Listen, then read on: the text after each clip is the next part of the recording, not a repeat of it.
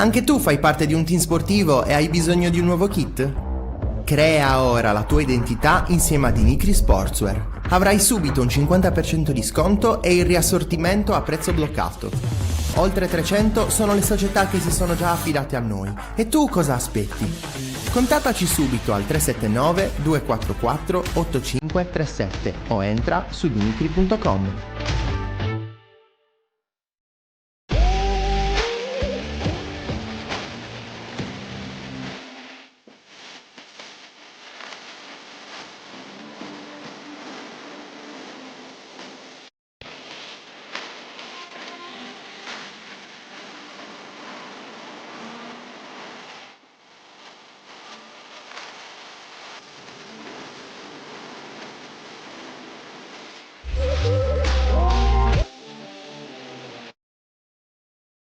Buongiorno 131, la diretta, l'esclusiva, tutto in uno, ospiti speciali, non manca nessuno. Buongiorno 131.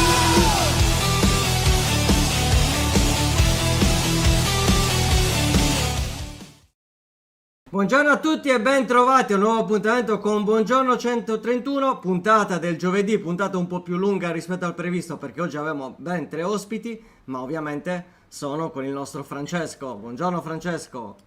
Buongiorno Luca e buongiorno a tutti coloro che ci stanno seguendo. Inizio subito a salutare Stefano dagli ascensori di Sant'Elia. Ecco, grandissimo, mitico. Salutiamo anche Pier Giorgio, buongiorno da Novara, qui è arrivato all'autunno, la mia Sardegna com'è? Gran caldo. Gran Devastante. caldo. Io sono ad Alghero, sto schiumando, ma anche a Cagliari è lo stesso, quindi mi dicono. Guten Morgen dal suo frisco tedesco, grandissimo. Grande, beato. Marco, buongiorno, 131, volevo fare i complimenti per questa rubrica, il direttore Aresu ci ha preso in pieno, grande. Grazie. Continuate a seguirci, mi raccomando. E Nel fateci quiz, seguire. Esatto, Da uno esatto. bravo, diceva quello. quindi. Passaparola. Luca ne ha tanto bisogno, ma non solo Luca, va detto. Stavolta anche io me lo prendo molto meno male. volentieri, insomma. La Gran cura, caldo. eventualmente. Ciao Daniele, ben trovato, buongiorno a Giuseppe, buongiorno Marco, la sigla riff di chitarra, mitica. Buongiorno. Oh, yes. Buongiorno Davide. Buongiorno Davide.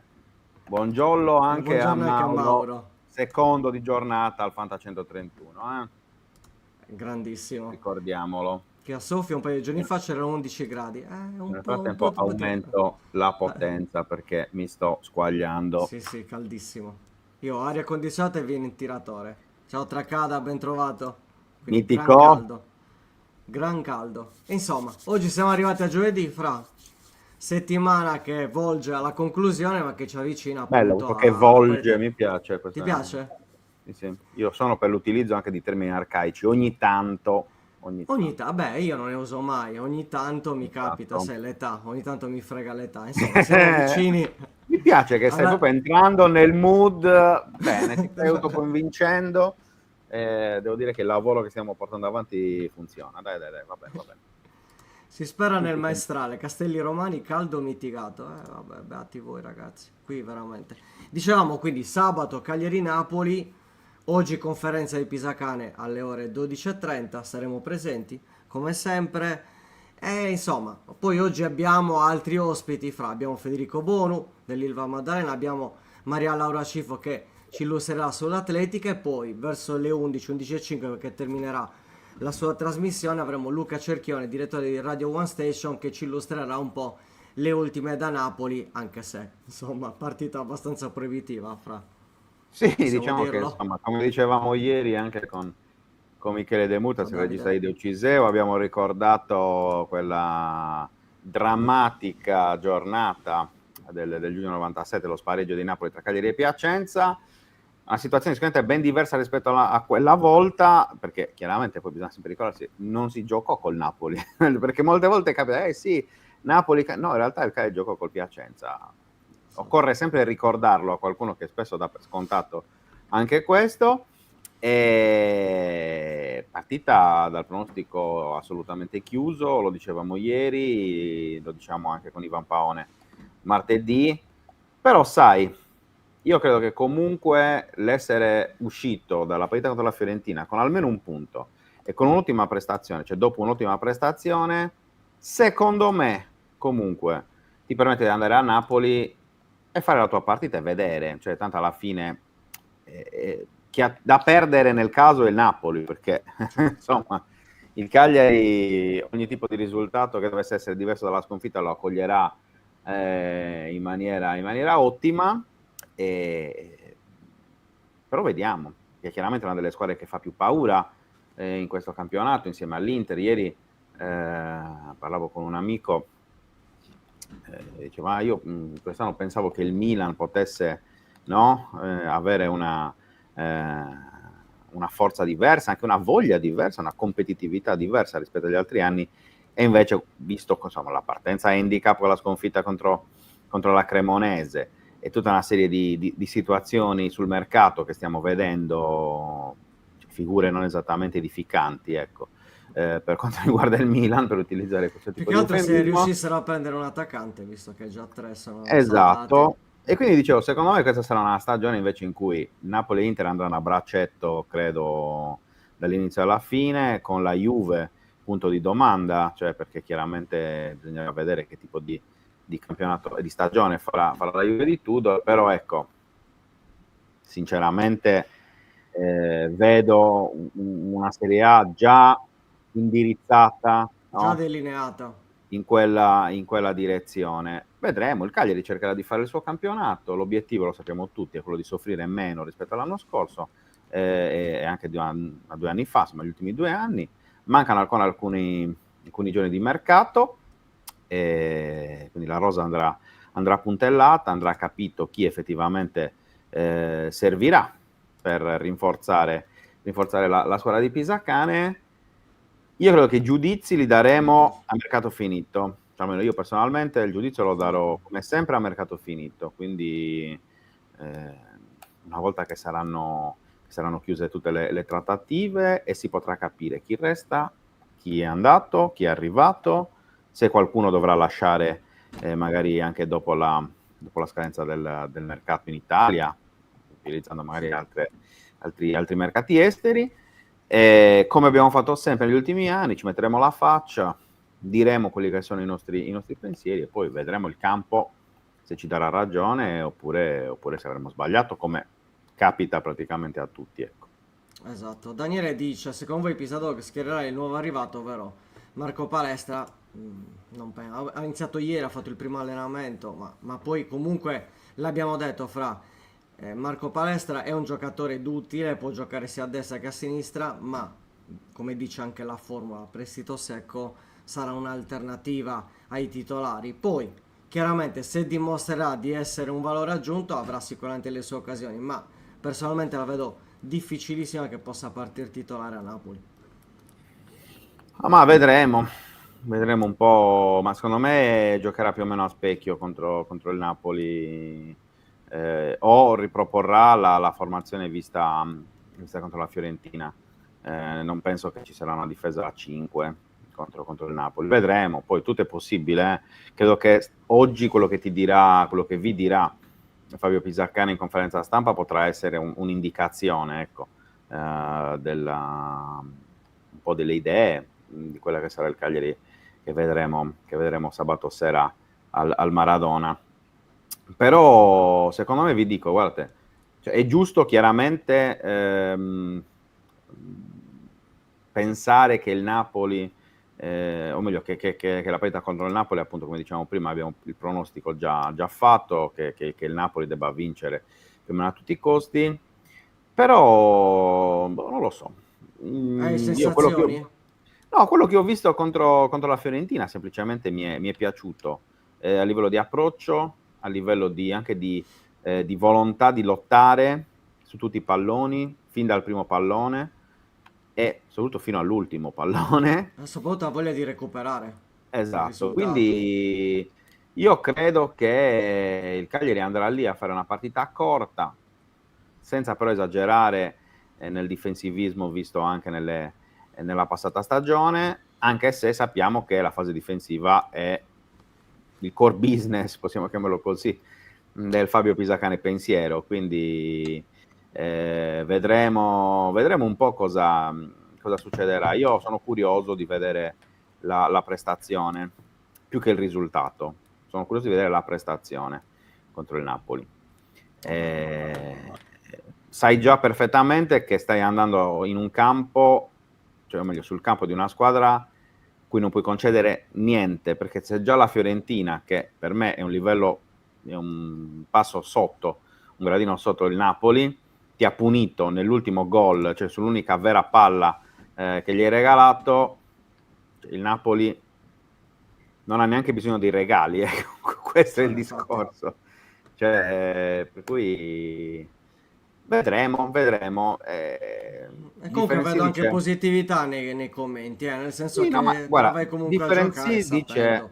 dice una Eccolo qua. cosa Non bus giusta. davanti alla porta. Cioè, Cioè. fase difensiva solida non significa bus davanti alla porta, perché se guardate come giocava l'anno scorso Pisacane in primavera, ripeto, facendo le debite proporzioni, però poi l'idea è quella, al di là che poi i giocatori e il livello siano diversi, però alla fine il concetto alla base è lo stesso, il principio alla base è lo stesso, e non giocava con il bus, giocava con una squadra molto aggressiva in tutte le linee, lasciando però gli attaccanti, l'abbiamo visto già anche contro la Fiorentina, lo ha sottolineato Matteo Zizzola, no? Se vi ricordate, cioè gli attaccanti fanno gli attaccanti, non è che devono andare in a alto, difendere. sì, esatto. Capito? E quindi vedremo un po'. Poi, ripeto, se anche dovesse arrivare una brutta sconfitta, nei commenti, nell'analisi del match, secondo me servirà ancora una volta equilibrio, la famosa pazienza di cui abbiamo già parlato più di una volta, anche perché cioè, l'investimento su Pisacane in panchina è un investimento importante, non dal punto di vista chiaramente economico, ma dal punto di vista dell'idea, del proteggere la scelta e del puntare su un giovane che deve necessariamente avere il tempo di sbagliare, deve avere modo di sbagliare. Quindi necessariamente sbaglierà, certo. E necessariamente sbaglierà, quindi vedremo, bisognerà appunto dare tempo e dare anche modo di sbagliare a Pisacane e al suo Cagliari, perché chiaramente nessuno può pensare di essere nato imparato, come si suol dire. Per cui magari il Cagliari torna con una vittoria ed è tutto quello che tutti noi ci auguriamo, però bisogna anche mettere in conto che può arrivare una sconfitta magari anche pesante, che non deve in nessun modo condizionare poi quello che è il pensiero e proprio l'analisi su quello che è e quello che sarà soprattutto la stagione del Cagliari. Nel frattempo vedo che è arrivato Federico che sta combattendo col telefono, quindi una volta che è pronto, che ci fa l'ok, lo facciamo entrare, perché vedo che prove tecniche di inquadratura. Sta barcamenando con forse ce l'ha fatta. Fammi un ok, Fede, se ci sei. Vediamo. Niente. No. Ha lo stesso problema di Davide Moi, mi sa, col telefono che impazzisce da solo. Ci sei, Fede? No, si sta spostando, va bene. Ricordiamo Federico Bonu, difensore centrale dell'Ilva Maddalena, cresciuto nel settore giovanile del Cagliari, quindi ci sarà modo di parlare anche con Federico di Cagliari e di tutto il calcio sardo. Nel frattempo però appunto continuiamo un po' con l'analisi sul Cagliari in vista della partita di sabato. Davide dice un concetto, cioè espone un concetto che secondo me è fondamentale, che è quello che poi anche noi stiamo ripetendo, Luca, no? Da tempo, cioè l'importante è mantenere l'equilibrio. Troppe montagne russe nell'ambiente da anni, è così. Ma secondo me è tipico di ogni piazza passionale, nel senso che non siamo gli unici come piazza Cagliari, in generale succede sempre. È ovvio che in un progetto del genere, perché si parla di progetto con Pisacane, non è dopo 2 giornate, ma anche in caso dovesse arrivare una brutta sconfitta, a minare quello che è il percorso, nel senso che ci stanno delle situazioni, come hai detto giustamente bene tu, Pisacane sbaglierà, deve sbagliare, perché se non sbagli non impari, cioè tutti in generale abbiamo sbagliato, l'importante è imparare dagli errori. Però la partita come il Napoli, che lui sentirà anche particolarmente, non solo lui, abbiamo diversi giocatori in rosa che tra nascita e ex Napoli, insomma ne abbiamo 6 o 7, adesso vado a memoria, è ovvio che sarà una partita abbastanza sentita con un Maradona sold out, perché comunque ricordiamolo che sarà la Per non farci prima. mancare niente. Esatto, come l'anno scorso d'altronde, era Esatto. l'ultima Speriamo non partita. sparino come hanno sparato l'anno scorso. Speriamo. Speriamo almeno Speriamo. questo. Speriamo almeno questo. Speriamo almeno che è vero. Vedi, Davide dice: sì, Luca, sono d'accordo. Io vivo da anni a Roma. E vabbè, lo sapessi. Vabbè, Roma, figurati. Parliamo proprio di altre Sì, situazioni. Allora, secondo me col Napoli che sarà la mentalità di chi non ha niente da perdere, un assetto a contropiede rapido per provare a intimorirli.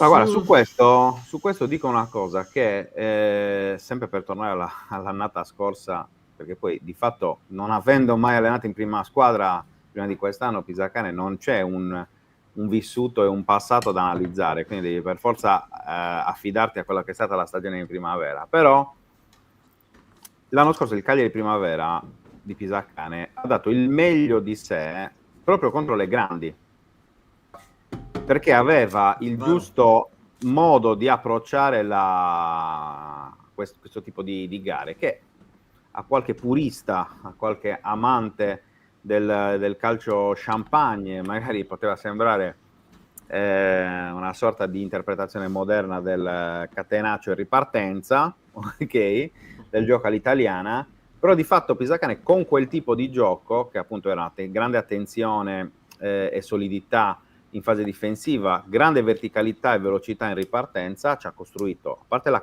vittoria in Coppa Italia, perché i 3 gol contro il Milan sono arrivati tutti in ripartenza rapida, in transizione, e idem le grandi vittorie anche in campionato, per cui insomma sicuramente penso che questo tipo di approccio verrà riproposto, possa essere riproposto anche in Serie A. Abbiamo Federico, lo vedo che si muove in maniera armonica, quindi lo facciamo entrare. Che dici?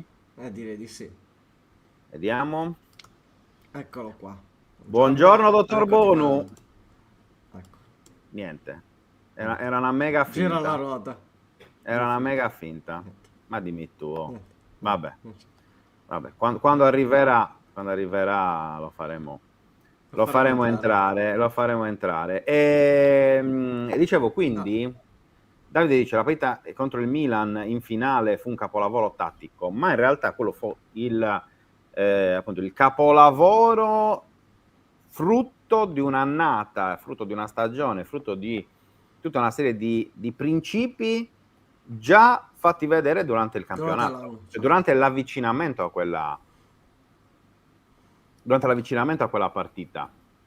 Il Cagliari vinse contro l'Atalanta in trasferta, vinse contro il Sassuolo in trasferta, eliminò anche la Juve in semifinale contro la Juve, ma poi soprattutto in campionato, anche al ritorno, se non fosse finita 1-1 con 1000 errori da parte di Kingston, la partita contro il Milan di ritorno ad Assemini, il Cagliari sarebbe entrato nei playoff, perché a quel punto avrebbe avuto più punti rispetto al Milan e sarebbe entrata da sesta nei playoff. Vedo che ha cambiato location, Federico. Buongiorno. Buongiorno.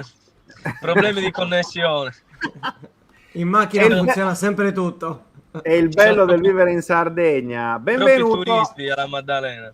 Non solo alla Maddalena. Benvenuto Federico Bonu, difensore centrale dell'Ilva Maddalena, grande amico di 131. Non potevamo, Fede, non iniziare questa nuova stagione con una tua ospitata. Intanto come stai? Tutto bene, grazie. Voi come state? Tutto bene, tutto bene. A parte qualcuno che sta lavorando col trapano vicino al mio appartamento, spero che non si senta. Io purtroppo lo sento. Allora, Fede, parliamo di questa. Iniziamo ovviamente, con te parleremo di tutto, te l'ho già detto, già anticipato nella convocazione, diciamo così, ma ovviamente iniziamo a parlare di Ilva, iniziamo a parlare di questa nuova stagione, campionato di eccellenza, tra l'altro una nuova esperienza anche per te. Sì, esatto, nuova sì, relativamente, la seconda volta diciamo che partecipo al campionato di eccellenza. La prima volta è stata con la Nuorese di Bernardo Mereu, che avevamo vinto il campionato tanti anni fa, ero ragazzino, fuori quota. Luca aveva ancora la barba all'epoca. Prima No, la barba ce ce lo dà sempre. Te le dà sempre. E quindi? E quindi sì, dai, non vedo l'ora di iniziare. Sabato già il primo appuntamento con la Coppa Italia contro il Santa Teresa. Vediamo subito, insomma, di che pasta siamo fatti e come indirizzare e far capire, insomma, che l'obiettivo è chiaro e siamo pronti a riportare l'Ilva dove merita, ecco. Ricordiamo, l'Ilva Maddalena retrocessa dalla Serie D l'anno scorso, l'ultima giornata... No, play-out? Sì, col play-out. No, play-out, non l'ultima Contro giornata. Londra. Il play-out è È stata, diciamo, una bella tosta perché... Vai. Pare si è frizzato. Si è fermato. No, No, vedo no, che no, muove gli occhi. no. Mi senti? Vai, Sì, Fede, ti ti sentiamo. sentiamo.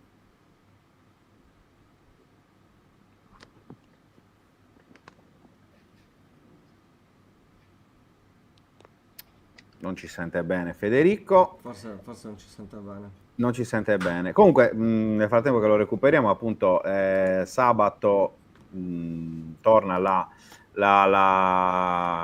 Coppa Italia, quindi torna la prima gara ufficiale anche per la squadra di Sandro Acciaro, confermato dopo la scorsa stagione. Vediamo se c'è Federico. Proviamo. Fede, ci senti? Ci senti?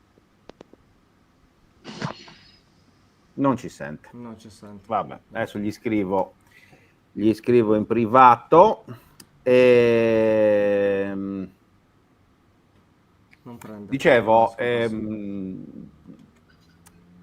particolare questo derby, voglio parlare proprio di questo con Federico, cioè del fatto che dopo tanti anni di assenza torna in eccellenza una squadra storica, blasonata e storica come il Santa Teresa Gallura, che da tempo, ripeto, eravamo ragazzini noi, Luca. Prova. Sei Fede? Vede? Eccoci, sono tornato. Perfetto. Meno male. Ho perso qualche passaggio. Vai tranquillo, stavo dicendo che ero curioso di chiederti proprio anche dell'atmosfera che ci sarà sull'isola per questo derby, visto che il Santa Teresa torna dopo tanti anni a riaffacciarsi in eccellenza e lo fa subito in uno dei derby storici contro l'Ilva, quindi ti chiedo un po' anche che tipo di aria si respira. Sì, c'è fermento, comunque è un derby anche questo sentito e si prevede, insomma, un bel pienone anche per sabato e sicuramente anche il pubblico qui alla Maddalena sarà, insomma, l'arma in più anche in questo campionato, ecco. Poi non sappiamo ancora, non abbiamo tantissime informazioni del Santa Teresa, quindi essendo, insomma, una rosa relativamente nuova che ha iniziato anche da poco, quindi insomma vediamo poi nel corso del campionato che tipo di campionato andrà a fare, come sarà strutturata, ecco. Ricordiamo Santa Teresa che ha preso il titolo dal San Teodoro Portorotondo l'anno scorso, quindi di fatto comunque da Gallura a Gallura mi viene da dire, cioè la Gallura continua a essere protagonista in eccellenza, Ilva Maddalena, Santa Teresa, Tempio e Calangianus, con poi anche Budoni e Olbia in Serie D. Luca? Io volevo fare una domanda a Federico proprio sull'ultima affermazione che ha fatto. Come si studia l'avversario?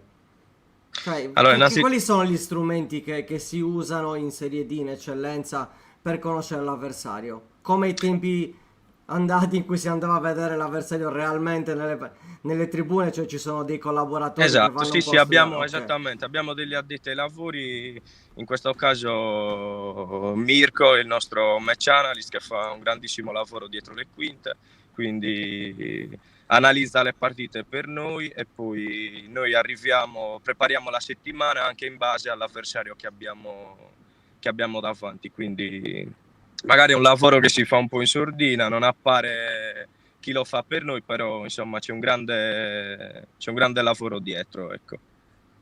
Perfetto. Ecco Fede, che E Ilva Maddalena... quindi facciamo una giornata di video dove analizziamo proprio gli avversari in ogni aspetto. Ecco, stiamo vedendo anche un po' il post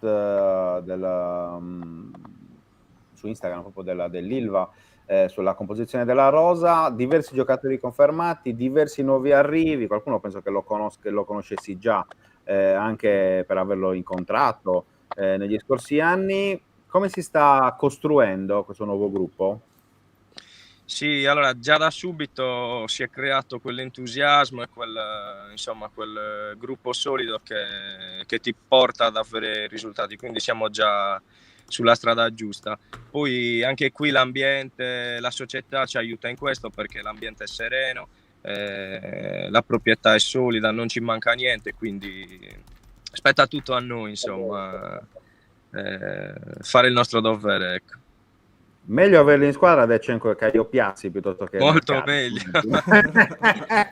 Infatti con Deccenco sono sempre stati dei bei duelli, anche con Caio è un grande giocatore, quindi sì, la rosa è davvero abbastanza competitiva, quindi non vediamo l'ora di iniziare per insomma vedere di che pasta siamo fatti.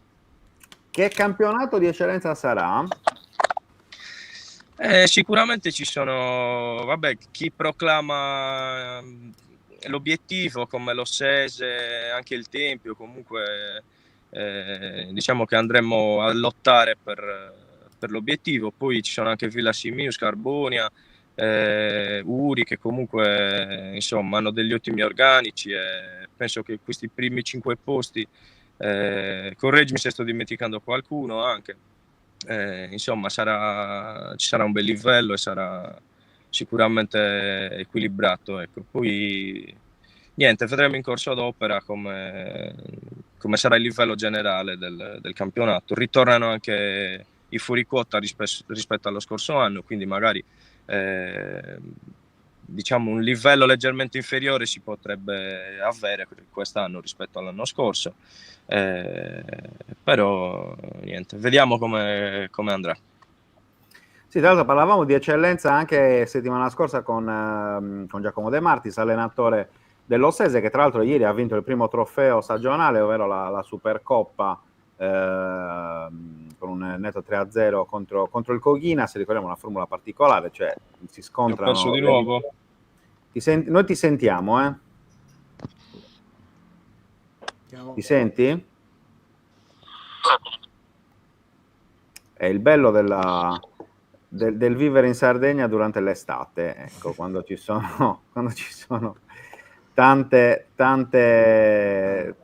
turisti. Diciamo con l'Ossese che ieri ha vinto il primo trofeo stagionale, vincendo la Coppa Italia, scusami, la Coppa Italia, la Supercoppa di Sardegna, ecco perché si chiama così, giustamente, perché vede competere la vincitrice della Coppa Italia di Eccellenza contro la vincitrice della Coppa Italia di Promozione, 3-0 contro il Coghinas, in maniera netta proprio. Sì, due grandi gol di Magia e Gueli, uno rovesciato all'altro da metà campo fondamentalmente, e nell'Ossese giocano diversi ex compagni di Federico nelle varie sue tappe in carriera, sicuramente con Di Pietro e Tapparello ex Ilva Maddalena, tanto per fare un esempio. Si parlava appunto con Giacomo De Martis di questo, anche della difficoltà del livello dell'eccellenza che gradualmente anno dopo anno cresce sempre di più. Fede, ci sei? Proviamo? Ciao di nuovo. Eccoci. Diciamo, passiamo andiamo a parlare di Serie D, quindi facciamo un salto in alto rispetto all'eccellenza. Rischiava di essere un'estate drammatica per la Sardegna, con 3 retrocessioni dello scorso anno. In realtà 2 squadre sono state recuperate grazie all'eccellenza, ovvero Budoni e Monastir, che il Budoni ha vinto, il Monastir ha vinto i playoff, mentre il Costanera Sarda poi è stato ripescato, quindi si ritorna a 5 squadre in Serie D. Per quanto riguarda la Sardegna, da grande esperto di Serie D ti chiedo un commento su che stagione sarà per le squadre sarde. Allora, speriamo naturalmente che sia meglio, insomma, della passata. Secondo me avremo delle sorprese positive. Penso il Monastir, ad esempio, che per il calcio che ha espresso lo scorso campionato, l'idea di gioco dell'allenatore potrà stupirci anche a livello di organico, che ha tanti giocatori insomma, reduci da magari esperienze diverse, che vogliono riprendersi la categoria, che sono affamati. Secondo me sarà un po' la sorpresa di questo campionato. Poi sì, diciamo che le altre sarde, l'Urbia non sta attraversando sicuramente un momento facile, perché a livello societario ha dei problemi, però in corso d'opera, come sempre, dovrebbe riuscire a risistemare la situazione. Le altre, il Budoni, li abbiamo affrontati nel primo test amichevole, anche loro mi hanno fatto un'ultima impressione. Il COS, insomma, naturalmente ha sempre il suo organico esperto e numeroso. Il Latte Dolce quest'anno forse è ringiovanito ancora di più rispetto alla passata stagione, e sono curioso di vedere anche loro, insomma, come affronteranno soprattutto questo inizio di campionato. Molto bene. Torres, come la vedi? Torres, anche loro, la politica, insomma, è quella di ringiovanire la rosa. Magari quest'anno sarà, come si dice, un campionato secondo me un po' di transizione, perché poi il lavoro magari sui giovani, sulla scelta di profili più giovani porterà, insomma, i suoi frutti più in là. Quindi secondo me farà sì un campionato un po' di transizione, non come quelli precedenti, insomma. Comunque sempre nei playoff, secondo te? Secondo me quest'anno sarà un po' più tosta centrare i playoff. Speriamo. Diciamo comunque, un reset rispetto a quello che è successo negli ultimi 2 anni, visto anche il cambio di rosa. non è, diciamo che non è facile riconfermarsi dopo 2 campionati così, cioè fare meglio di questo vuol dire Salire. cioè, devi vincere, quindi non sarà facile, però auguriamo il meglio alla Torres. Voglio dire, avere un'altra società sarda nei massimi livelli sarebbe il top. Ecco, ultima domanda calcistica, ovviamente sul Cagliari, che va a Napoli dopodomani, lo sappiamo, l'abbiamo già detto in precedenza. Non so se hai visto la partita contro la Fiorentina, se ti è capitato di vedere. No, non l'ho visto, ho visto giusto gli highlights e il gol. I gol di un difensore come te, come Luperto, che anche centrale, Bonu, esatto. qualche golletto va detto che l'ha fatto in carriera. Tanto, dai. Va detto, qualcuno. Non è il suo core business, però insomma, diciamo che qualche golletto l'ha fatto anche Federico. No, aspettative anche sulla stagione della squadra di Pisacane, secondo te? Secondo me partirà con entusiasmo, perché comunque Pisacane è la sua prima esperienza e porterà quell'entusiasmo giusto. Poi sarà comunque un campionato a lottare per il Cagliari, perché anche la rosa dice questo, però sono fiducioso nel campionato che andrà ad affrontare. Io su questo, Fede, chiedo Fra, scusami, visto che tu comunque hai fatto il tuo passato nel Cagliari di primavera, come vedi questo passaggio? Cioè, quest'anno c'è proprio il discorso relativo ai giovani, viene comunque traslato un allenatore dalla primavera, che comunque è stato anche ex giocatore diversi anni al Cagliari, viene traslato in prima squadra, e c'è comunque la ricerca di diminuire l'età media della squadra dando fiducia dei giovani. Chiaramente sappiamo bene che la prima cosa che viene detta è sempre ma è giovane, facciamolo giocare le prime partite dove magari non rende, no, ma serve una squadra con più esperienza. Insomma, c'è sempre questo discorso, vogliamo i giovani ma magari non c'è il tempo, non c'è la voglia di aspettarli. Questo progetto Cagliari ti piace, come almeno idealmente, perché poi vedremo poi al lato pratico? Certo, ma sicuramente insomma Pisacane darà anche la possibilità a quei giovani della primavera che ha avuto lui, quindi questa sicuramente sarà anche una grandissima opportunità per il settore giovanile, perché diciamo che avendo avuto in questi anni la possibilità di conoscere i giovani, vederli crescere, poi avere la possibilità di portarli in prima squadra, sicuramente sarà una grande occasione per tanti giovani. e secondo me quest'anno ne vedremo magari tanti esordire e perché no, anche confermarsi e fare magari dei campionati di livello.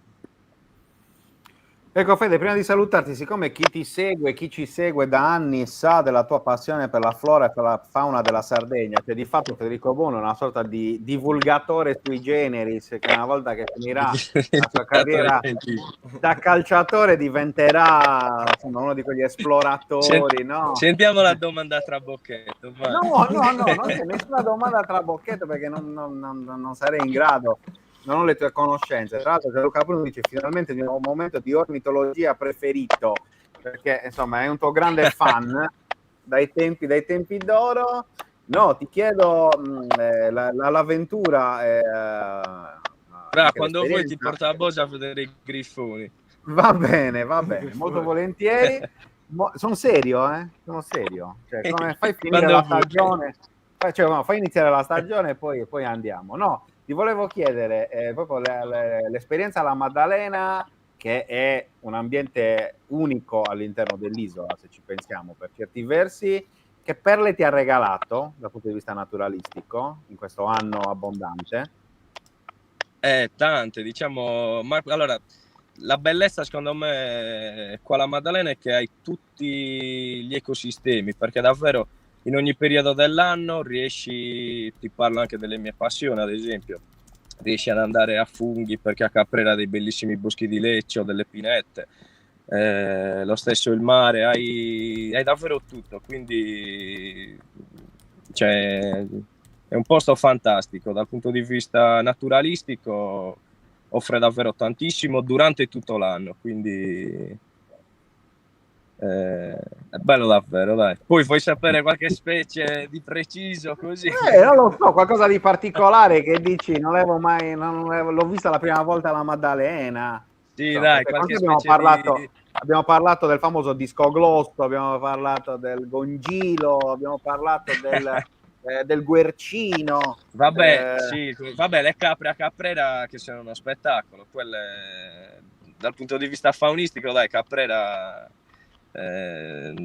capre, cinghiali, conigli selvatici ce ne sono tantissimi, che ultimamente in Sardegna tra malattie e bracconaggio, insomma, è stata quasi dimezzata la popolazione, quindi se ne vedono parecchi. E poi, dai, quando ti tuffi qui è uno spettacolo, vedi di tutto. Anche perché appunto essendo il parco, quindi insomma area marina protetta, di fatto non potendo pescare, quindi anche i pesci sono molto più amichevoli, ecco, nei confronti delle persone e dei nuotatori. Va bene, Fede, allora grazie per essere intervenuto a Buongiorno 131, ovviamente ci teniamo in contatto in tutta la stagione, anche tu sarai, se vorrai, nuovo ospite durante l'anno, magari in una condizione ambientale un po' più favorevole, ma si spera che a marzo non ci sia il prossimo collegamento lo facciamo a Caprera. Esatto, senza questa congestione nelle linee telefoniche. Tra qualche mese sicuramente sarà così e poi andremo a fare lo speciale sui grifoni, questo assolutamente va. Speciale grifoni. Quando vuoi ti ospito, te l'ho detto. Quando vuoi prima di Cagliari Genoa lo facciamo. Lo facciamo assolutamente. Quindi grazie a Federico Bono del Viva Maddalena, difensore del Viva Maddalena, ripeto, grande amico nostro del 131. Ti vediamo presto, Fede, in bocca al lupo per la stagione. Grazie a voi, un abbraccio. Ciao. Ciao. Eccoci qua. Visto, un momento linea verde, dice Davide. Da con Federico, d'altronde, insomma, chi ci segue, ci ha seguito anche negli altri anni, sa che effettivamente Federico è una persona di grande livello, non solo dal punto di vista calcistico, ma soprattutto da tutto quello che poi c'è intorno al calcio. È un grande amante della nostra isola. Mi ha fatto piacere, peccato per qualche problema tecnico, però insomma. Tra l'altro era chiuso in macchina, si vedeva che stava sudando. Sì, 40 gradi dentro. Questo purtroppo va così. Va bene. Prossimo ingresso. Abbiamo già prossimo ingresso. il prossimo Facciamo ingresso, entrare. prima quota rosa, o sbaglio, di Buongiorno 131? Sì, di buongiorno, assolutamente sì. Prima ospite donna, Eccola. ovvero Maria Laura Scifo. Buongiorno Maria Laura, come Ciao stai? ragazzi, buongiorno a tutti. Buongiorno. Ciao Lau, ben Collega, trovata. amica, tra l'altro reduce anche lei come noi dal ritiro di Ponte di Legno estivo, Eh, una martire, fammelo dire, perché insomma condizioni non comodissime, ecco, quelle vissute da Maria Laura, noi che c'eravamo, dai, mi lo sono allenata possiamo... anch'io, poniamola così. Ti sei Esatto, tenuto in esatto. allenamento? Esatto. Allora, Laura, che, insomma collabora con Tutto Cagliari sul fronte Cagliari, ma con noi parlerà di altro invece, perché la prima grande passione a livello sportivo di Maria Laura è l'atletica, vero Laura? Eh sì, diciamo che anche avendola praticata un po' ti resta nel cuore, no? Esatto, e quindi abbiamo detto, scusa Laura, ma perché non parliamo di atletica in questa settimana di Buongiorno 131, visto che insomma, c'è un risveglio in qualche modo, anche se il risveglio è dire brutto, perché effettivamente poi dopo le medaglie olimpiche, insomma, parlare di risveglio forse è ingeneroso, però possiamo dire così che c'è un rinnovamento, ecco, nell'atletica italiana a matrice sarda, perché oltre ai medagliati, no? Lorenzo Patta e Filippo Tortu, ora c'è una nouvelle vague sia tra il maschile che il femminile, perché appunto poi nel femminile c'è anche ovviamente Dalia Caddari, che ben conosciamo, però si stanno affacciando nuove leve, nuove forze. Diego Nappi, campione europeo under 20 sui 200 metri piani, e anche Laura Frattaroli, atleta di Quartu, Diego Nappi di Porto Torres, Laura Frattaroli di Quartu. Quindi insomma c'è effettivamente un nuovo fiorire di talenti sardi che servono in qualche modo la nazione, cioè l'atletica italiana. Sì, diciamo che secondo me anche la parola risveglio in realtà è corretta, perché poi è vero che avevamo avuto gli exploit alle Olimpiadi, appunto con Lorenzo Patta e Filippo Torti, poi insomma c'è stata anche Dalia Cadari pur non andando a medaglia, però è vero che probabilmente negli ultimi anni un movimento così ampio a livello giovanile in Sardegna non c'è mai stato, e soprattutto con tanti atleti comunque sia in ottica nazionale. Quello di Diego Napi probabilmente e quello di Laura Frattaroli sono stati gli exploit maggiori, perché poi anche loro sono stati subito produttivi a livello di medaglie nelle competizioni internazionali. Laura comunque sia agli EIOF, poi ha preso parte anche lei agli europei under 20, andando tra l'altro a medaglia nella 4x400 mista, per cui sono tutti ottimi risultati che riflettono comunque sia un settore della velocità che è in grande espansione, che aveva già avuto i suoi prodotti notevoli e che avrà modo comunque di mettersi in mostra anche tra poco, perché a settembre, lo sappiamo, ci sono i mondiali a Tokyo e qualche atleta sardo c'è, e proprio Diego Nappi tra l'altro era lì al raduno a Roma con le staffette insieme a Lorenzo Patta, che sembra aver recuperato dall'infortunio che aveva avuto a Madrid agli europei a squadre, e quindi anche lì ci possiamo attendere qualche sorpresa magari, lo scopriremo vivendo. Sì, esatto, è effettivamente particolare, anche se poi bisogna sempre ricordare quanto poi l'atletica sarda abbia regalato e abbia dato all'atletica italiana. Io penso a quando ero ragazzino, quando bambino, più che ragazzino, perché parliamo di metà, Di metà degli anni. RFA ormai. Lascia perdere, tu avevi già le tue 8 famiglie, perché insomma nelle varie da buon vampiro d'altronde, perché insomma ricordiamo che Luca è nato nel 1314 più o meno, no, dicevo, quando ero bambino c'erano appunto proprio la staffetta, mi ricordo, la nazionale italiana, 3 su 4 erano sardi, cioè Gianni Puggioni, Sandro Floris, Marras, insomma Valentina Uccheddu nel femminile, più avanti Nicola Trentin, cioè c'è stato effettivamente sempre un certo tipo di contributo da parte del movimento isolano a quello nazionale. Poi dopo una fase di stanca, che non so effettivamente poi magari per quale motivo, magari tu ce lo puoi anche spiegare, però effettivamente in quest'ultimo periodo si sta rinnovando questo binomio Sardegna-Italia, e non soltanto la partecipazione, ok? Perché chiaramente, insomma, già comunque avere degli atleti sardi che partecipano a delle competizioni internazionali è importante, ma soprattutto partecipano per vincere, cioè nel senso c'è un livello competitivo molto elevato.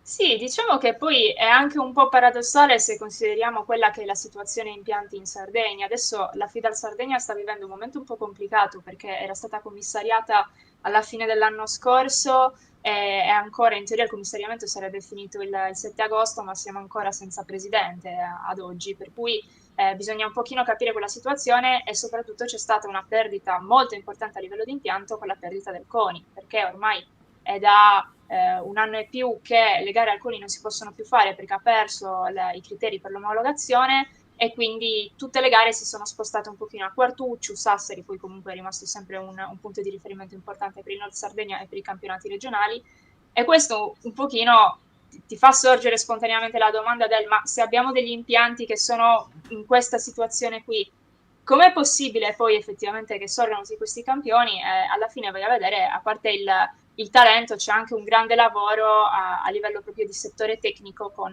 gli allenatori. Lo stesso Fabrizio Fanni, che chiaramente comunque collabora anche con la nazionale italiana, Fabrizio che è l'allenatore appunto di Dalia Caddari, e questo un pochino la dice lunga su quella che è l'espansione del movimento, un movimento che però non riguarda solo la velocità. È chiaro che noi siamo più portati a vedere la velocità perché poi le gare regine sono i 100 e i 200 metri, no? Perché è quello che tutti fa il attendono un po' alle titolo Olimpiadi. nella velocità. Esatto. Però poi allargando lo sguardo abbiamo un Andrea De Montis nel salto con l'asta che comunque sia riesce sempre ad imporsi a livello nazionale, ha partecipato anche lui agli europei, erano gli europei under 23 di Bergen, poi lì fu una gara abbastanza sfortunata, uscì troppo presto per quelle che erano le sue qualità, però anche a livello di stelle emergenti nell'alto c'è Francesca Leccis, insomma c'è un movimento veramente ampio che riguarda le tante discipline dell'atletica. Forse ora come ora manca qualcuno nel mezzofondo come punto di riferimento, però bene o male dà testimonianza di un lavoro che viene fatto a 360 gradi. Ecco, la domanda che ti faccio allora su quello, perché tu hai parlato prima giustamente, secondo me, della mancanza di strutture, che è un problema atavico, secondo me, generale, cioè l'atletica poi alla fine paga quella che è in qualche modo l'arretratezza strutturale di tutta l'isola, e quindi così come il calcio, ma così come i trasporti, cioè, potremmo fare questo discorso, cambiare, no, il sostantivo, no? Ma il risultato è sempre lo stesso. Esatto, cioè, alla fine vale per tutto. Però dico, questa queste nuove leve, ecco, questi nuovi talenti, la fuoriuscita di nuovi talenti che hai citato tu, non soltanto nella velocità ma anche nel resto, cioè potrebbe in qualche modo spingere le istituzioni nazionali, vista la situazione anche regionale, a dire, beh, ma sapete che forse potrebbe essere interessante provare a investire in Sardegna, oppure invece il problema è, anzi non il problema, la soluzione potrebbe essere, benissimo, venite con noi a Roma, venite con noi a Firenze, venite con noi a Napoli, sto dicendo, cioè lasciate stare la Sardegna e venite nella penisola. Cioè secondo te quale potrebbe essere la deriva, ecco, di questa situazione? Beh, diciamo che chiaramente per quello che mi auguro io è che ci sia veramente un investimento e uno sviluppo nel settore dell'atletica sarda e con gli impianti sardi. Un paio d'anni fa, al rientro da una partita, adesso non ricordo quale, però del Cagliari, dei tifosi avevano lanciato un petardo dentro il campo Coni e avevano bruciato il materasso del salto in alto. Noi ad oggi ancora siamo senza quel materasso sostanzialmente, per cui bisognerebbe fare veramente un piano di investimenti e secondo me questo traino potrebbe essere quello ottimale che porta appunto a tutte queste migliorie che servirebbero all'interno dell'impiantistica. Però all'atto pratico, ora come ora, la soluzione che si sta adottando è sempre una sola, ovvero quella dei gruppi militari. Nell'atletica il professionismo, diciamo, arriva in Italia con i gruppi militari, che sono gli unici che possono chiaramente stipendiare gli atleti, fornire loro tutto il materiale che gli serve, campi di allenamento, quindi questo comporta trasferte in Italia chiaramente, e poi pagargli appunto tutte le trasferte che sono anche quelle delle gare, che chiaramente i viaggi dalla Sardegna hanno sempre un costo abbastanza importante. Per cui l'idea è che si sta seguendo un po' quella strada, della serie abbiamo dei centri di preparazione molto buoni a Roma, piuttosto che a Milano, piuttosto che a Torino, quindi o a Ancona per quanto riguarda per esempio le gare indoor, quindi orientiamo tutto il flusso degli atleti verso lì, tant'è vero che poi tutti i raduni nazionali chiaramente vengono fatti alla fine a Roma.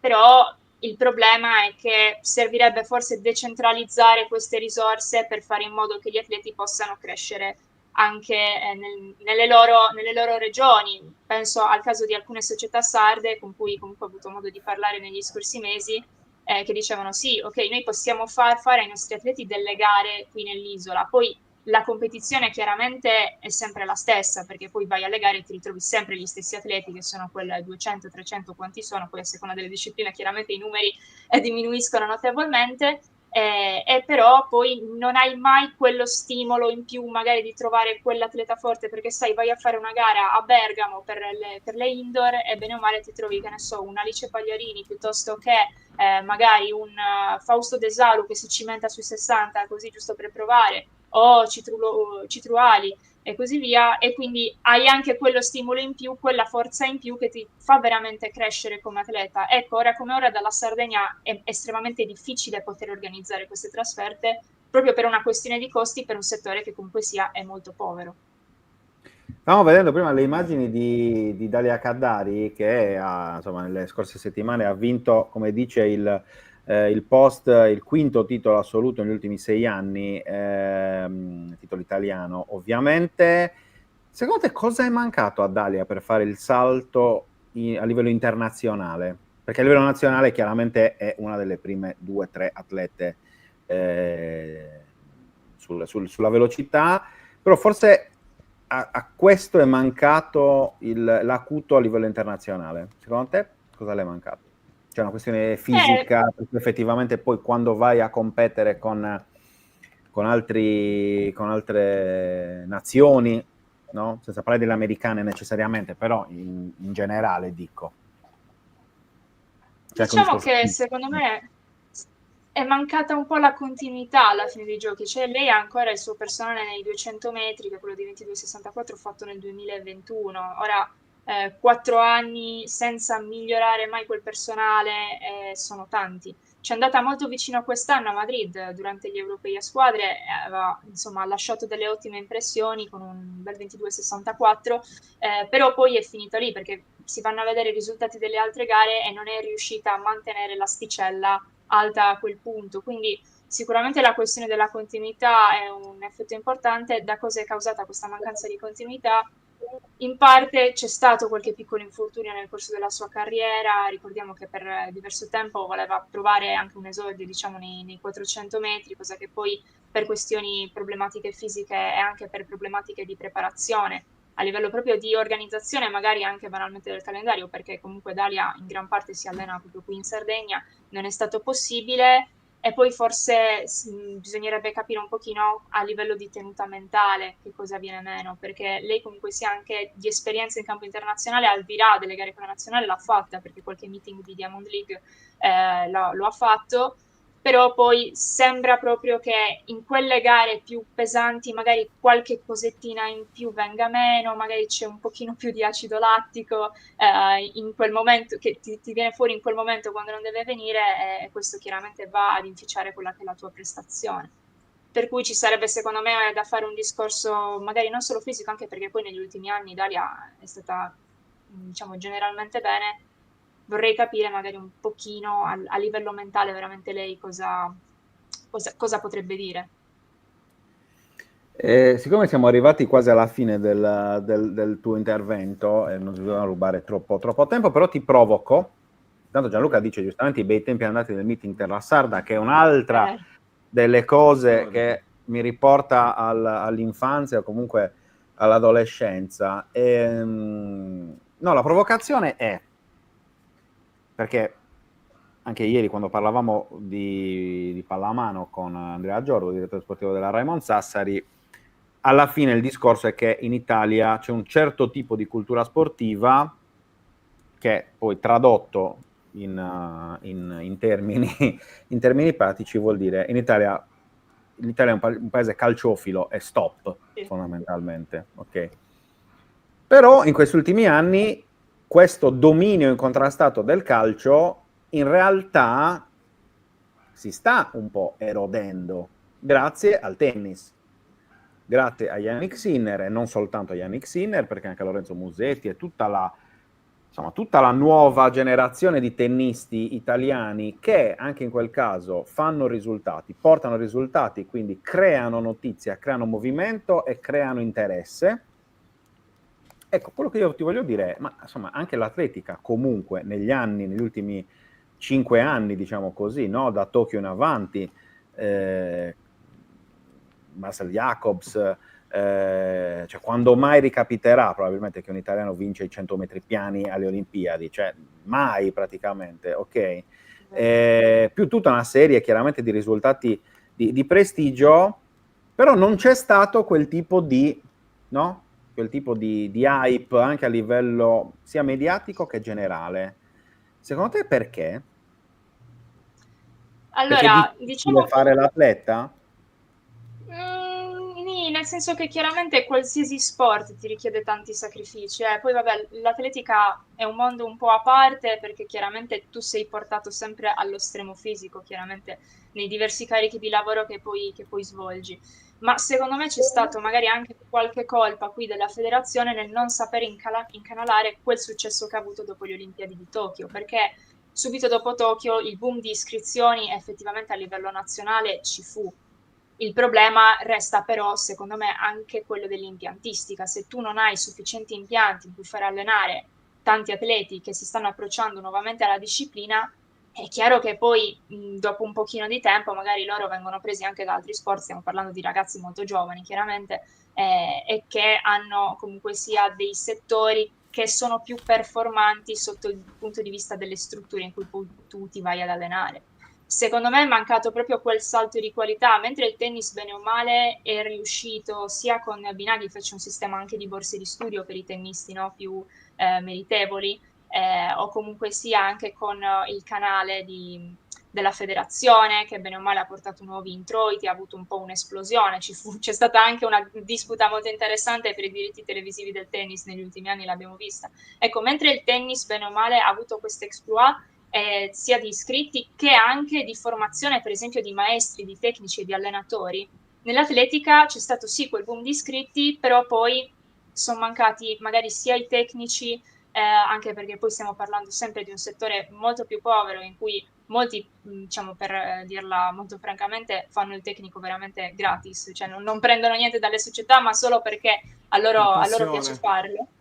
E quindi diciamo che è mancata la risposta della federazione a quel possibile exploit che poteva effettivamente esserci. E da lì chiaramente anche l'interesse un pochino via via è calato, perché lì potevi veramente accogliere dentro di te tutte le nuove generazioni e un po' le hai rifiutate sotto questo aspetto.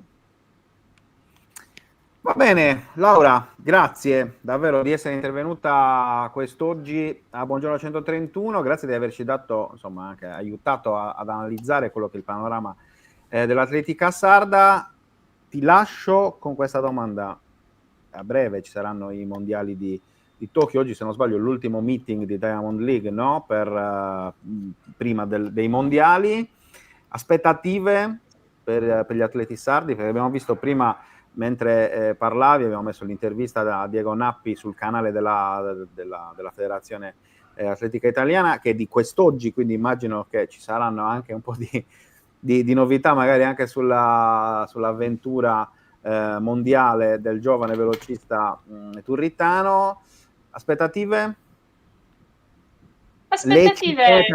È giusto averne oppure invece bisogna essere Ma un po' secondo più me le aspettative è sempre giusto averle anche per dare quella sana pressione magari a chi gareggia per fare quel passo in più, per cui la staffetta oggettivamente secondo me se la può giocare. Resta da capire poi effettivamente se quello che di fatto è il numero uno della velocità italiana, Marcel Jacobs, riuscirà a gestire il doppio impegno, perché anche lui ha avuto questa stagione complicata e la staffetta inevitabilmente passa tanto per le sue gambe. Però diciamo che possono essere dei buoni mondiali sotto questo aspetto. Vedremo. Dopo i mondiali ti richiamiamo e facciamo Esatto, una perché il valutazione. punto della E situazione. facciamo una valutazione. Il processo Effettivamente all'Atletica. sarà andata così. Va bene, grazie a Maria Laura Scifo. Ci vediamo presto, Laura. Grazie a voi. Grazie mille. Un Ciao, abbraccio. Lau. Ciao, A ciao. presto. A Ciao, presto. Allora, Luke, intanto volevo dire a qualcuno che prima diceva io, ma quando si parla di Cagliari, non mi ricordo chi l'ha scritto. Allora, prima di tutto decidiamo noi di che cosa si parla, quindi ben poca democrazia da questo punto di vista. Seconda cosa, si parla di tutto lo sport sardo, Buongiorno 131, non è una rubrica sul Cagliari, non è una rubrica sulla Torres, non è una rubrica, ok, quindi pattichiera, amicizia lunga, l'ho già detto settimana scorsa, lo ribadisco anche oggi. Se non vi interessa la puntata potete tranquillamente non guardarci, non succede nulla, non ci offendiamo da quel punto di vista. Terza cosa, ora parliamo di Cagliari, perché da scaletta era così, ne abbiamo parlato già tanto all'inizio, Esatto, ne parleremo anche adesso. Però c'è anche una domanda di Matteo, che salutiamo, Sì. il grande Matte, Grande, su Fantacalcio, presumo, grande. che dice: buongiorno a tutti, una domanda per Luca: dovendo scegliere chi punterebbe tra Diao e Morata, considerando che il primo potrebbe essere rilanciato parecchio, ma nell'idea di Cesc forse rimane più esterno. È vero, tra l'altro è infortunato e da Como mi hanno detto che insomma c'è anche un rischio, però adesso penso meno, perché me l'hanno detto una settimana fa, rischio cessione.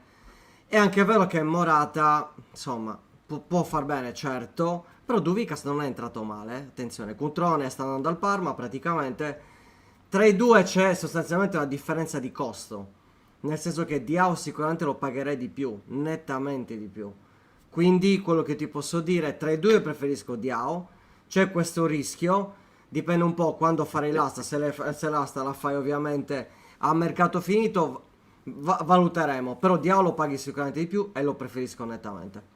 Diao Morata forti, ma Nappi va più veloce, certo. Ma anche Nippo Nappi, che Nippo salutiamo. Nappi, esatto, la sua Cercheremo di famosa portarlo foca. ospite. Sì, Cercheremo sì. di portarlo ospite, Marco Nappi, ve lo dico. Quindi, ma non è una cosa così Capito. Basta complessa sempre da parlare fare di anche- Cagliari. No, è giusto Bellissimo, parlare di davvero. tutto, ragazzi. Cioè, però, Vedi? siccome siamo la casa dello sport sardo, noi ci definiamo in questo modo. Questo è il caffè dello sport sardo, se no sarebbe il caffè del Cagliari, sul Cagliari. Ma insomma, Mi pare che ci siano anche tante trasmissioni sul Cagliari. bravissimo. Diciamo che non è che ne manchino. Se no, anche occhio i alla nostri novità di approfondimenti. fare Buongiorno 131. Esatto, Il campione di Cagliari. E qual è la differenza di mattina anziché di sera?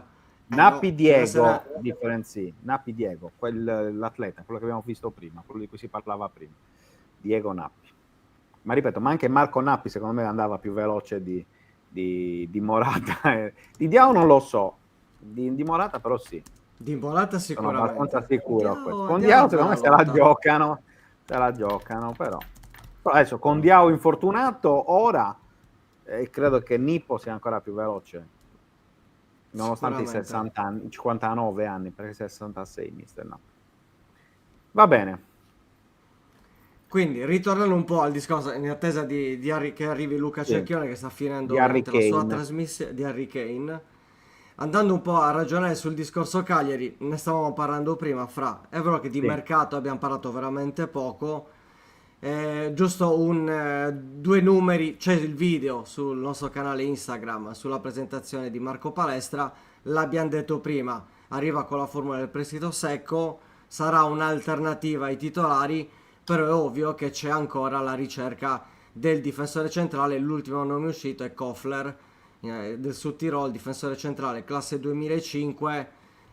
Tra le varie domande che c'erano gli utenti, insomma, qual è la novità? C'è l'evoluzione di questa possibile trattativa, anzi la trattativa probabilmente c'è, ma questo possibile arrivo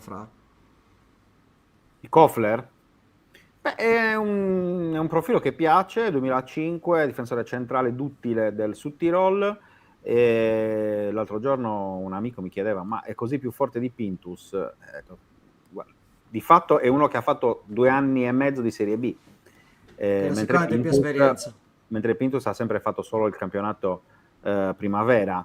E sicuramente fare un campionato da titolare più altri 2 di fatto da supplente, quindi da riserva, comunque ti porta ad avere un'esperienza maggiore. Non a caso il Südtirol non lo vuole mollare insomma, a prezzi bassi. È un profilo interessante, molto interessante. Io ripeto, è giusto secondo me che il Cagliari, ma aggiungo che anche la Torres, visto che prima si parlava anche di Torres, perché Federico Bono ha detto anche la Torres sta puntando a ringiovanire la rosa, sta puntando a cambiare un po' quello che è il tipo di atteggiamento sul mercato ha avuto negli ultimi anni. Quindi io sono assolutamente d'accordo con questo tipo di strategia, sia del Cagliari che della Torres, ma in generale.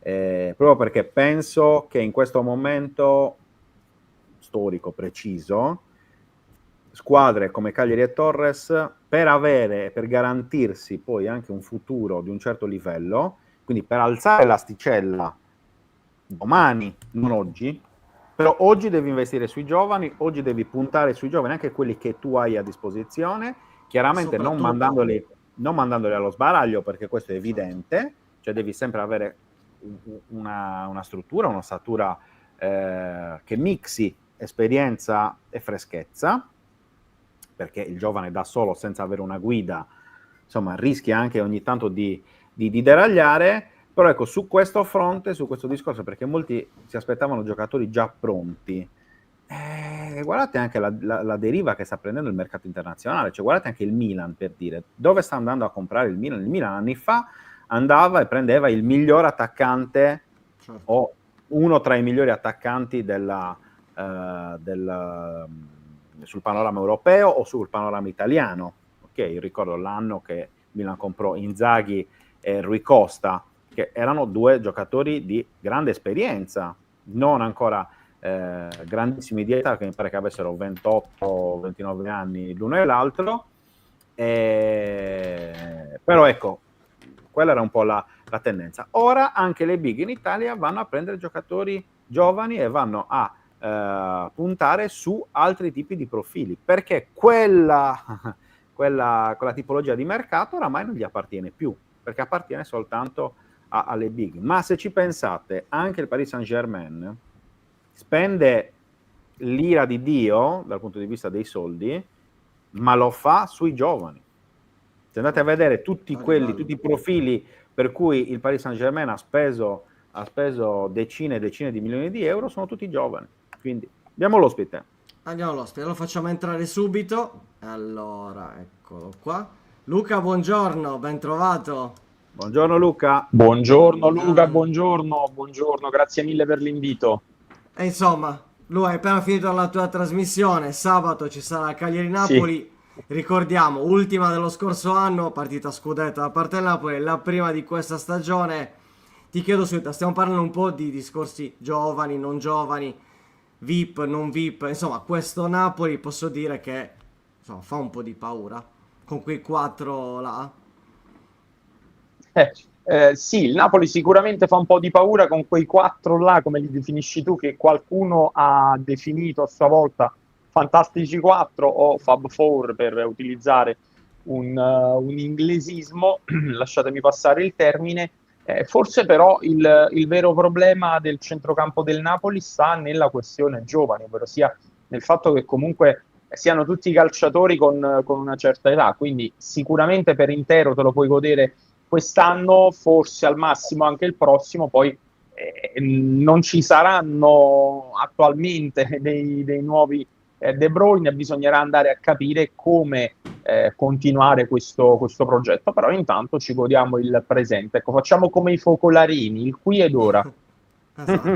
Tra l'altro hai anche un allenatore che insomma vuole già giocatori pronti, da questo punto di vista mi pare che non ci siano dubbi. Noi ne abbiamo parlato in altre dirette, Luca, prima dell'inizio del campionato, sul fatto che come si supportano questi giocatori. C'era il cosiddetto discorso legato all'equilibrio. Beh, la prima contro il Sassuolo abbiamo visto che comunque il Napoli ha fatto un po' quello che voleva.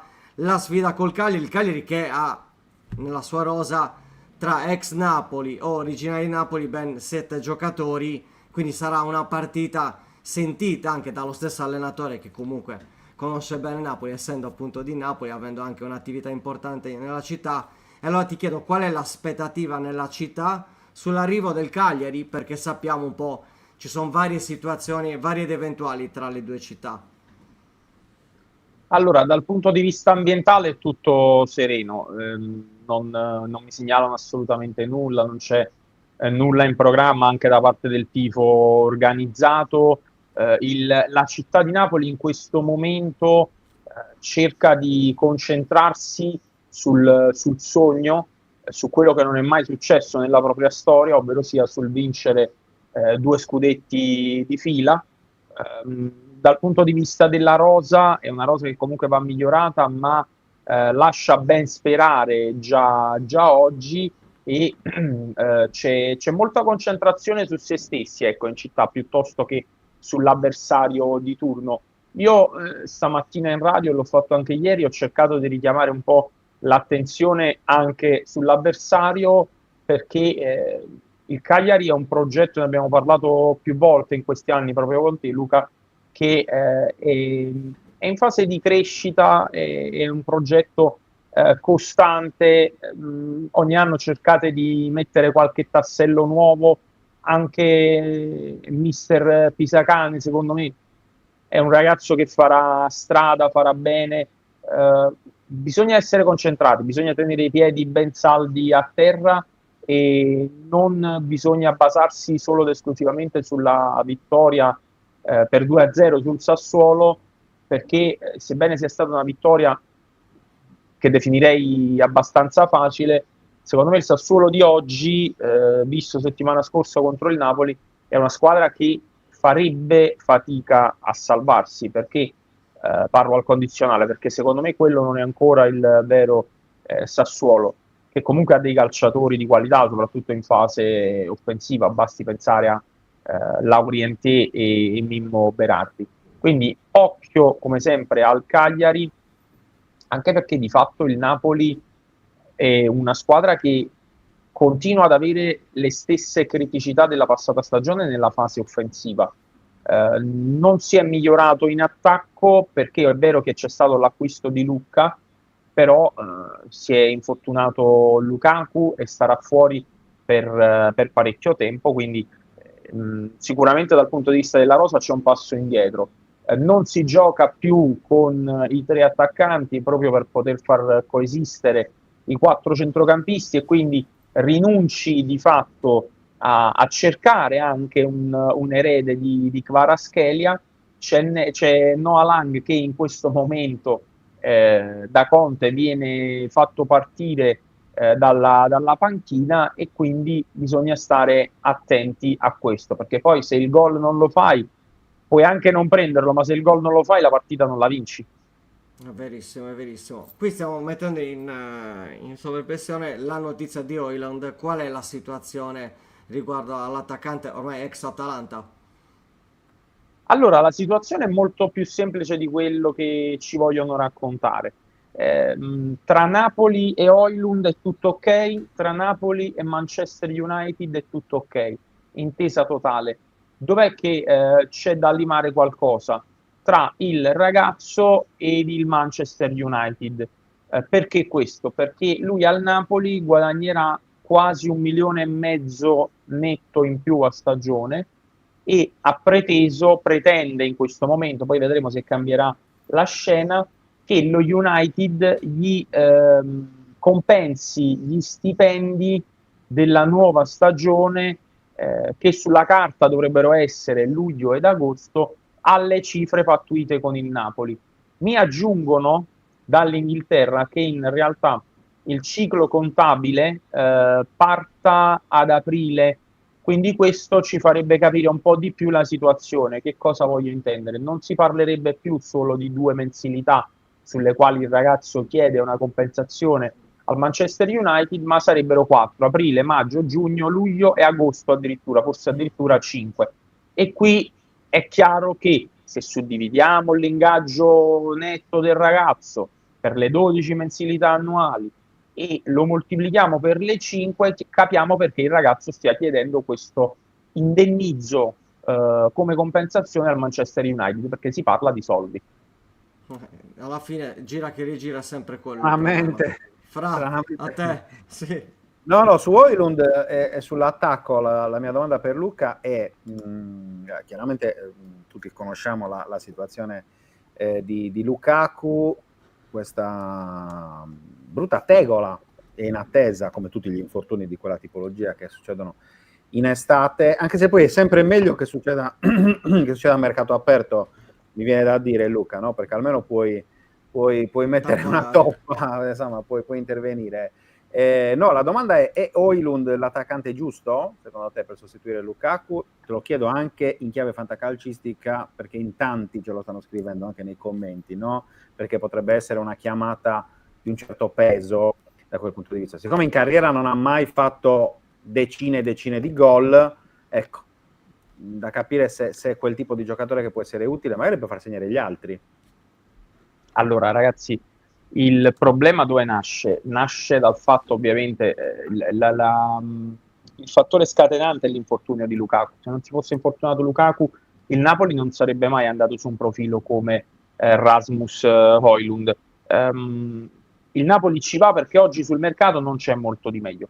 Però se analizziamo le caratteristiche di Lukaku e andiamo a paragonarle con quelle di Højlund, ci rendiamo conto che forse Højlund ha delle caratteristiche più simili all'altro attaccante partenopeo, ovvero sia Luka, perché Højlund non è un giocatore che ama giocare spalle alla porta e far salire la squadra. Højlund è uno molto bravo in profondità, molto forte, devastante in progressione e anche molto tecnico. Il fatto che lui sia alto quanto Lukaku, se non addirittura qualche centimetro in più, non deve illuderci sul fatto che lui abbia la stessa caratteristica e capacità nel far salire la squadra, che fin tanto che giochi con il Sassuolo o con squadre dove la caratura tecnica è chiaramente appannaggio tuo, tutto ok.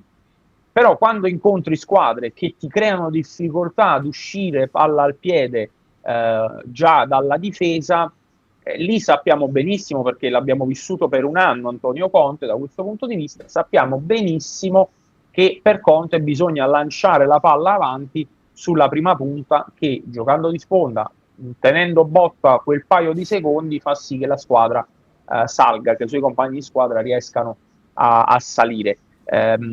Questo è quello che più mi perplime di questa operazione.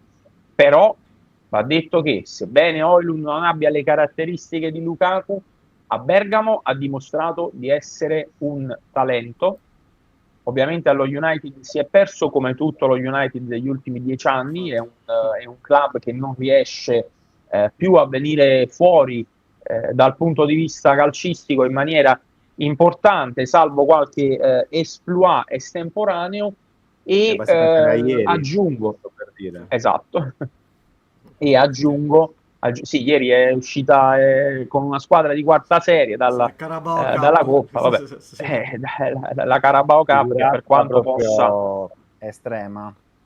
sì, cioè parliamo di un club che ha più soldi che idee.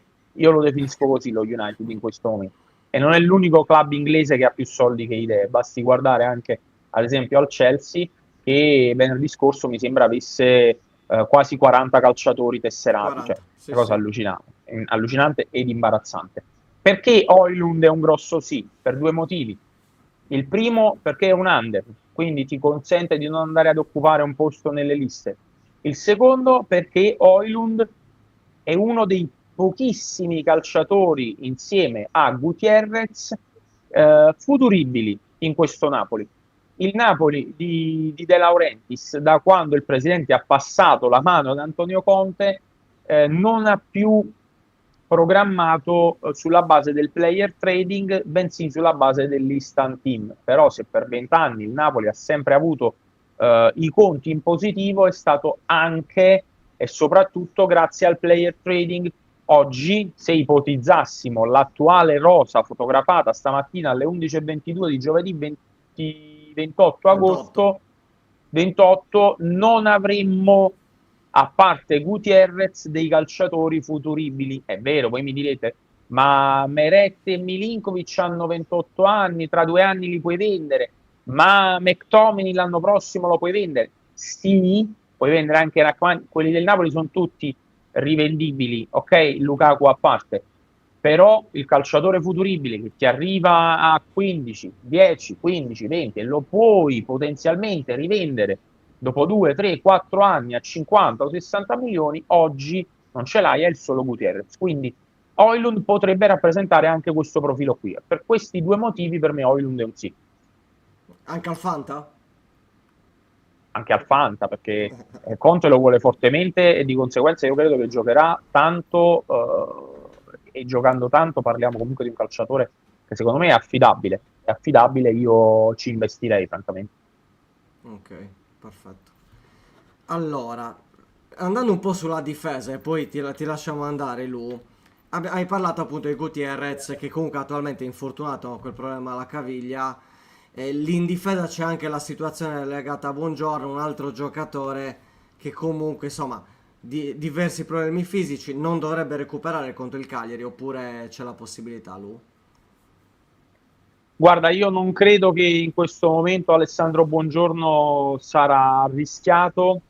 Perché? Perché Alessandro Buongiorno viene da un infortunio causato proprio dalla volontà di Antonio Conte di rischiarlo. Lui veniva da un infortunio muscolare, lo rimette in campo da titolare contro il Torino, si vedeva che il ragazzo non stava ancora bene, non era ancora al top, non provava a strappare, però il mister ha ritenuto opportuno tenerlo in campo per tutta la partita e lui a inizio secondo tempo si è dovuto arrendere per un riacutizzarsi e una ricaduta dell'infortunio che ha rischiato di cronicizzarsi al punto tale che il ragazzo si è sottoposto ad un intervento chirurgico durante quest'estate, onde evitare che Buongiorno possa diventare un calciatore sul quale non ci si possa più fare affidamento per i motivi di cui sopra, ovvero sia per il cronicizzarsi dell'infortunio. Io penso che stavolta Antonio Conte ci penserà su più volte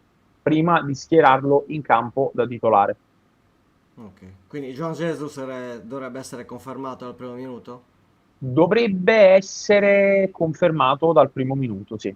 Anche Ok. perché abbiamo capito, ce l'ha detto Conte, che Beukema giocherà solo ed esclusivamente in sostituzione di Amir Rachmani. E anche qui io francamente vorrei soprassedere, perché Antonio Conte è totalizzante. Ti aumenta la percentuale di vincere, però resta fermo, ancorato sulle sue posizioni, che è un bene, talvolta può essere anche un male. Per il Napoli è stato sicuramente un bene perché ha portato lo scudetto, però se riguardiamo l'esperienza di Conte in questo anno al Napoli, non vuole mandare via Kvaratskhelia e lo perde a gennaio, chiede Garnacio a gennaio, non ci si può arrivare, allora nessuno è buono e all'altezza, viene preso Okafor che fa qualche minuto, fa un buon ingresso contro il Venezia, e allora lui che cosa fa? Siccome voleva solo Garnacio, viene in conferenza e ci dice Okafor purtroppo non è all'altezza di sostenere i ritmi dei nostri allenamenti. Di fatto tu lì devi alzare le mani e devi dire ok, allora questo ragazzo non lo vedremo più. Così è stato, l'avevamo capito un po' tutti, perché lui non è che ti dice che non gioca bene, lui ti dice che non regge i ritmi degli allenamenti, quindi è incontestabile, visto che gli allenamenti del Napoli sono a porte chiuse. Poi succede il caso Ondoi, il Napoli ce l'ha in pugno, lo perde, Conte va in tilt, addirittura vuole stravolgere l'assetto tattico passando da una difesa a 4 a una difesa a 3 dopo aver fatto già determinati acquisti, e lì c'è stato un grosso lavoro di mediazione di Giovanni Manna, di Aurelio De Laurentiis, perché è chiaro che andare su una difesa a 3 avrebbe comportato uno stravolgimento anche in corso d'opera del mercato, con le difficoltà che ne sarebbero conseguite. Quindi di conseguenza Antonio Conte è un allenatore con una mentalità totalizzante, lo segui, gli dai carta bianca, lui aumenta la percentuale del raggiungimento degli obiettivi, perché da questo punto di vista è bravissimo, però l'altra faccia della medaglia è che comunque parliamo di un allenatore che resta molto fermo ed ancorato sulle proprie scelte. La questione Beuchema è una di queste, perché dopo che tu hai voluto fortemente Beuchema, solo ed esclusivamente Beuchema, con Buongiorno fuori, tu rimetti in campo Juan Jesus che 2 anni fa stava, dopo lo scudetto del Napoli, stava addirittura palesando la possibilità di lasciare il calcio, perché secondo te Beuchema deve giocare solo come vice Rachmani. Sì, sì. Follia assoluta, follia assoluta, sono d'accordo. Fra? No, era giusto per capire un po' sempre per chiudere sul discorso mercato, ma Elmas serve davvero a questo Napoli? Allora, Elmas è un calciatore che dal punto di vista numerico serve al Napoli, perché il Napoli ha alcuni ruoli scoperti in cui non ha il doppio, ed è per questo che sarà preso, perché può giocare sia esterno di centrocampo, sia mezzala, che all'occorrenza, lo ha già fatto al Napoli con scarsi risultati, anche esterno d'attacco.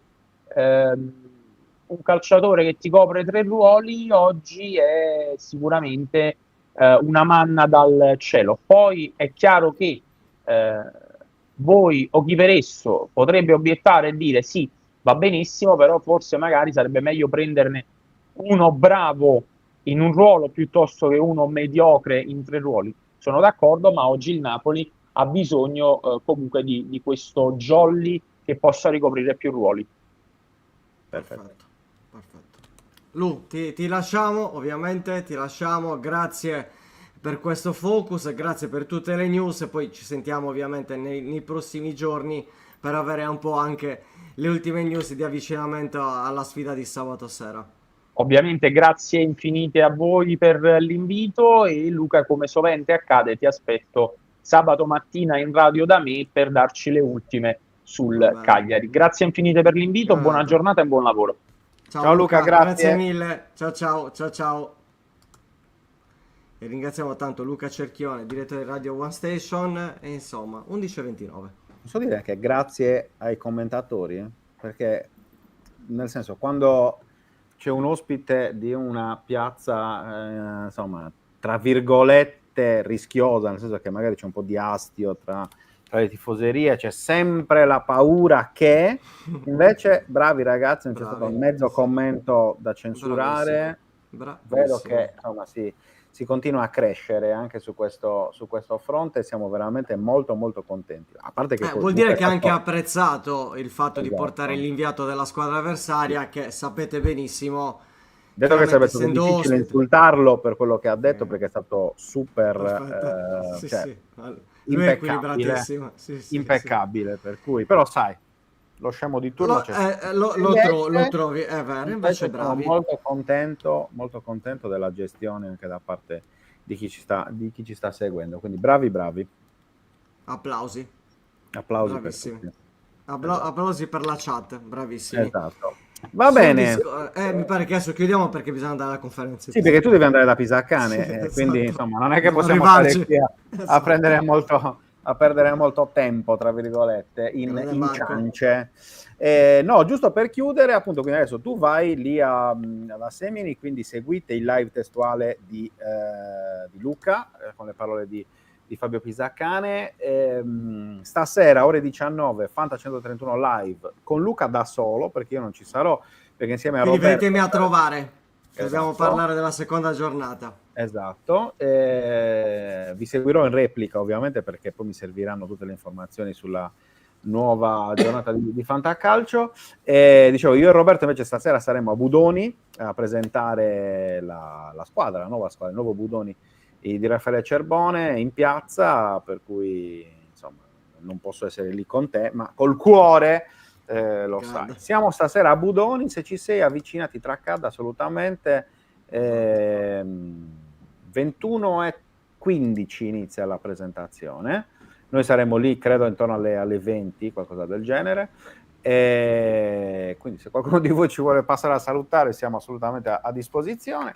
E niente, invece con Buongiorno 131 ci ritroviamo lunedì direttamente, mentre domani sera vigilia di Napoli-Cagliari, quindi alle 19 tutti collegati per parlare delle ultime sulla sfida del Maradona, e poi sabato, come sempre, il giorno di partita, ci sarà anche Campobasso Torres, quindi torna in campo anche la squadra di Michele Pazienza, che gioca però di pomeriggio, mi pare alle 17, se non ricordo male.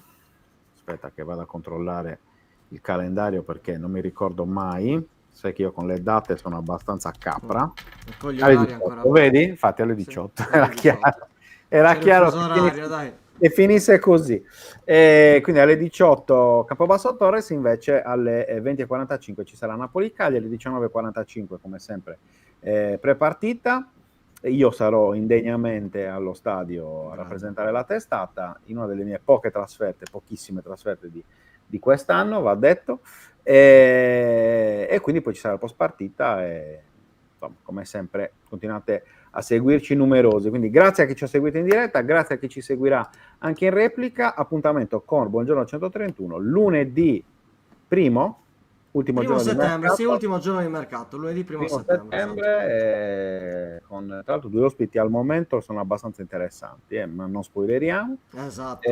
Ultimo giorno di mercato, primo giorno della nuova settimana di Buongiorno 131. Quindi grazie Lucone.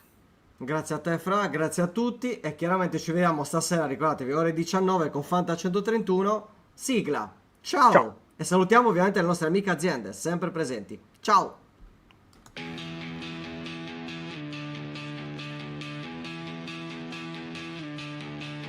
La sveglia suona, la redazione in pista, Sardegna in diretta, c'è voglia di notizia, storie di sport, un'isola in piena, storie di vita, a voce alta, alza il volume, fatti sentire, Buongiorno 131, la diretta, l'esclusiva, tutto in uno, ospiti speciali, non manca nessuno, Buongiorno 131.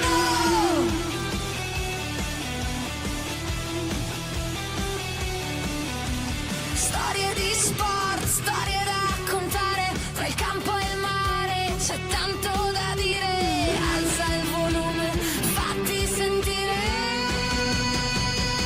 Buongiorno 131, la diretta, l'esclusiva, tutto in uno, ospiti speciali, non manca nessuno, Buongiorno 131.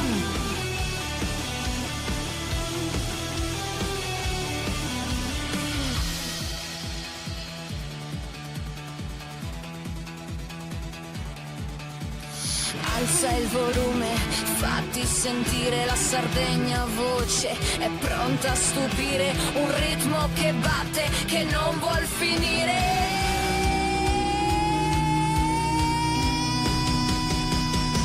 Buongiorno 131, la diretta, l'esclusiva, tutto in uno, ospiti speciali, non manca nessuno, Buongiorno 131.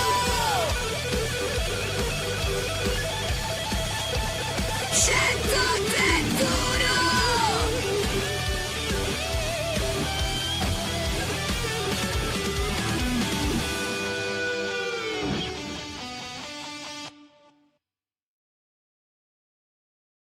Anche tu fai parte di un team sportivo e hai bisogno di un nuovo kit?